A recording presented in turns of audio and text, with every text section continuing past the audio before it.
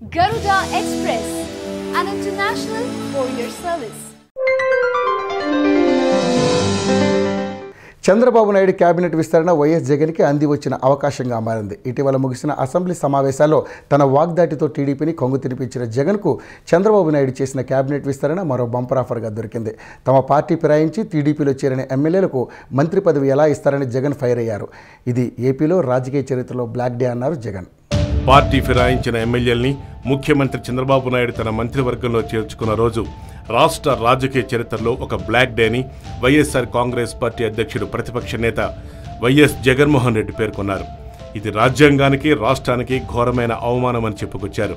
వైఎస్ఆర్సీపీ నుంచి ఎన్నికైన ఎమ్మెల్యేల్ని టీడీపీలో చేర్చుకొని వారిలో నలుగురికి మంత్రి పదవులు ఇవ్వటం పట్ల ఆయన తీవ్ర అభ్యంతరం తెలిపారు. రాష్ట్ర మంత్రివర్గ విస్తరణపై స్పందించారు వైఎస్ జగన్. మంత్రివర్గ విస్తరణ కాదని ఆంధ్రప్రదేశ్ రాజకీయ చరిత్రలో ఒక బ్లాక్ డే అని ఆయన తీవ్రస్థాయిలో విరుచుకుపడ్డారు. చంద్రబాబు చర్యల్ని సామాన్యులు మేధావులు గమనించాలని కోరారాయన. వైఎస్ఆర్సీపీ తరపున 2014 ఎన్నికల్లో గెలుపొందిన ఎమ్మెల్యేల్ని కొనుగోలు చేసి టీడీపీలో చేర్చుకోవడం దిగజారుడు చర్య అన్నారు జగన్. వారిలో నలుగురిని పార్టీకి ఎమ్మెల్యే పదవికి రాజీనామా చేయించకుండా అనర్హులను చేయకుండా మంత్రులుగా ప్రమాణం చేయించడం రాజ్యాంగ ఉల్లంఘన, బరితెగింపే అంటూ ఆయన విరుచుకుపడ్డారు.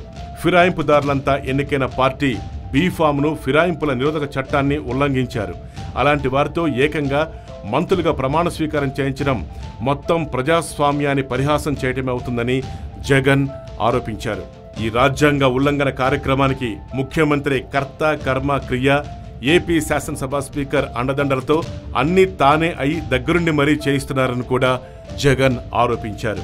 ఈ మొత్తం కార్యక్రమాన్ని ప్రజాస్వామ్యం, రాజ్యాంగంపై విశ్వాసం ఉన్న వారెవరైనా సమర్థించగలరా అని ప్రశ్నించారు వైఎస్ జగన్.